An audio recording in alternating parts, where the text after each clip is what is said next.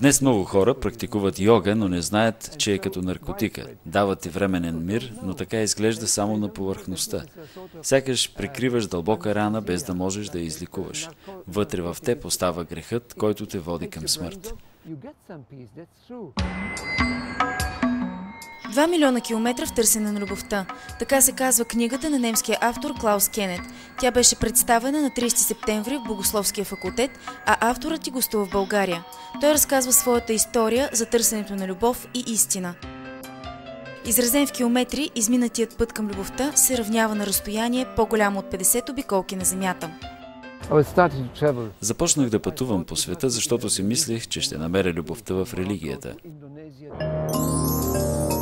От Индия, Тибет, Тайланд и множество арабски страни до Мексико, Аляска и Бразилия. От философ до убеден комунист, от атеист до хипи. Години наред той трупа опит от големите световни религии. 6 години се намира в света на дрогата, окултизма и езотериката, но накрая намира истината и смисъла на живота в личната среща с Бога. Будизмът и източните религии са човешка идея. Опитват се да достигнат до по-високо морално ниво на човешкото съществуване. Християнството няма нищо общо с това. То те учи да търсиш лицето на Бог, да го срещнеш лице в лице и да приличаш на Него. Това е много различно.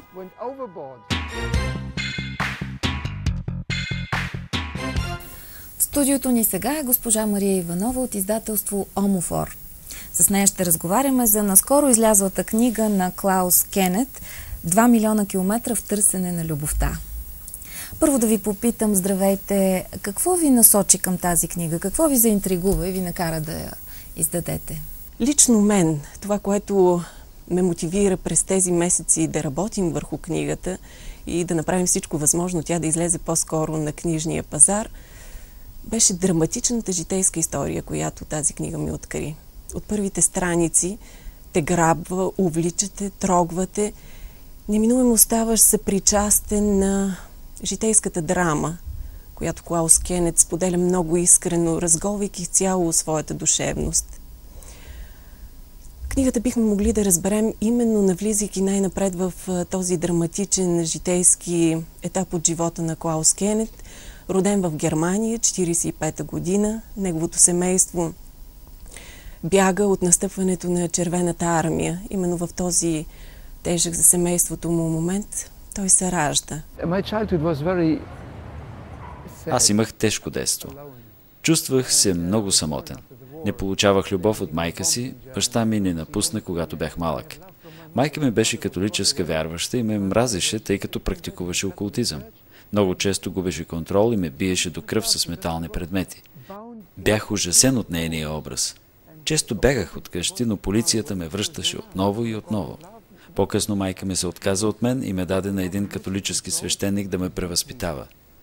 Той също беше окултист и в продължение на 7 години ме насилваше сексуално. А този човек всеки ден отслужваше причастие в храма. Така изградих представата си за християните, мислейки за мои врагове, за зли, безмилостни хора, пълни с омраза. Тогава започнах да търся истината и любовта. Книгата се казва 2 милиона километра в търсене на любовта. Коя е? Малко е така многозначно заглавието, но за каква любов? Коя е тази любов, за която той говори? Книгата е емблематична именно в този смисъл. Преди всичко тя очертава не само за Клаус Кенет, тя е емблематична по-скоро за съвременния човек, защото разкрива наистина дългия път на съвременния човек към Бога. За нас съвременните хора обаче този път се изминава ежедневно, дълбоко в нас. Без да ги изминаваме реално, те всъщност са част от нашето търсене на Бога. Да, действително, той е тласкан от желанието да придобие познание, да разбере себе си. Действително, добива изключително проникновено самопознание, минавайки през различни религиозни движения. Факт е обаче, че той е задвижван през цялото време от търсенето на действителната, истинската любов. Открих, че ислямът почита Бог, който няма любов, а аз търсех любовта. Това е религия на законничеството. Ако откраднеш, а аз бях крал много, те режат ръцете. Ако лъжеш, те режат езика. Продължих да търся и се насочих към хиндуизма, религия, която има много последователи и изглежда доста екзотична. 7 години бях хиндуист и разбрах, че тази религия изповядва някакви истини, но не е истината, за която Исус Христос говори. Основната й цел е да те въведе в състояние на несъществуване, а сега знам, че Бог ни е създал да живеем пълноценно. Будизмът пък те прави празен. В такова състояние не усещаш нищо, дори щастието, а Бог ни е дал да живеем в пълнота и да се изпълваме със Святия Дух. Празнотата е превзета от тъмните сили. И в тези моменти аз виждах демони с очите си. Много се страхувах, усещах смъртта над живота си, а така исках да бъда свободен. Той обаче много подробно разказва своите преживявания в тези моменти на търсене, в будизма, хиндуизма, много надълбоко. А в момента много хора се интересуват живо от източни религии, смятайки, че там могат да открият истината. Каква е разликата според вас? Защо не намира любовта там?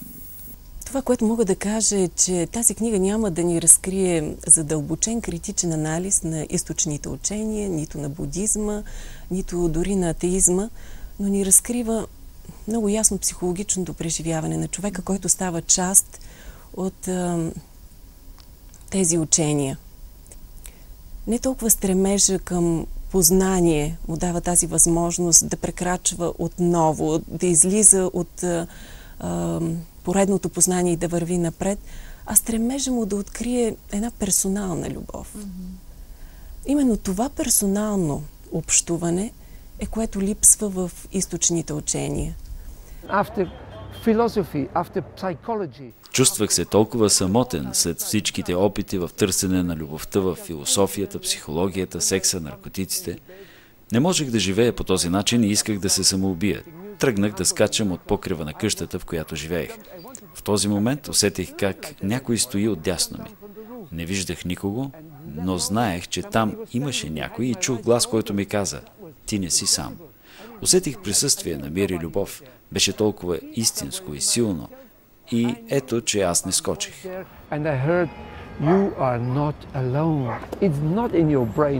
Не можеш да приемеш Исус с ума си, а със сърцето си. Аз му казах: "Исусе, ако съществуваш и наистина познаваш всички, както ме разказват за теб, то познаваш и мен и знаеш, че аз не вярвам в теб. Но ако ми проговориш, ще повярвам. Искам обаче да съм сигурен, че ти ми говориш, а не тъмните сили, понеже имах способностите на медиум и много пъти съм чувал духове от отвъдното." И Исус ми говори. Чух го ясно, както вие ме чувате днес. "Ела, аз съм ти простил всичките грехове." И това беше ключът за сърцето ми. Аз знаех, че съм опростен. Това беше много повече, отколкото ми даваха човешките философии и религии. И днес на екрана виждате един от най-щастливите хора в Европа и е така от 25 години насам. Мога да кажа на всички българи, че ако приемете истината за Исус Христос на сериозно, повярвайте ми, ще бъдете истински щастливи, дори и да преминавате през трудности.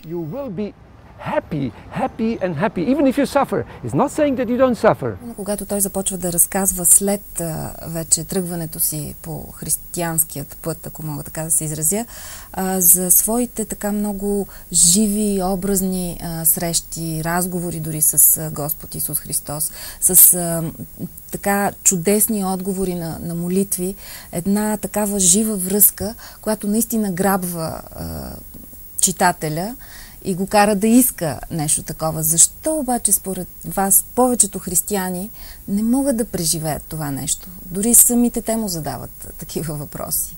Тогава, когато в личното самопознание, в житейския си опит усетим Бога като част от нашата същност и се обърнем към Него обаче, като към личност, а това се получава единствено в молитвата. Т.е. ако открием този начин, а то е древен начин на общуване с Бога, може би тогава много по-лесно бихме чували и неговия отговор. Но има една стъпка преди това. Това е отношението към ближния. Ние сме забравили дори как да общуваме помежду си, как да стигнем тогава до този, който не ни се открива в физически образ. В това отношение Клаус Кенет е много добър пътеводител. Той е изключително открит. Целият си житейски опит го придобива общувайки. Общувайки драматично, сблъсквайки се драматично с омразата, белязала семейството му, сблъсквайки се с омразата, проникнала в хората, които го нараняват. Впоследствие обаче отново персонално открива любовта.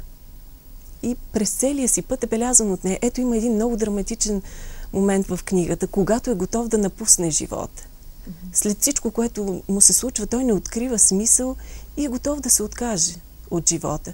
В този момент обаче усеща едно много ясно лично присъствие, което го променя. Въздейства му, усещайки го така, както любовта въздейства. С топлина, с чувство. От този момент той решава, че трябва да открие, чие е това лично персонално присъствие. Тоест, достатъчно е да отворим сетивата си. Дори тогава, когато сме на дъното, когато не откриваме смисъл в света, достатъчно е да отворим нашите сетива и Господ ще ни се открива. Знаете ли нещо за него в момента?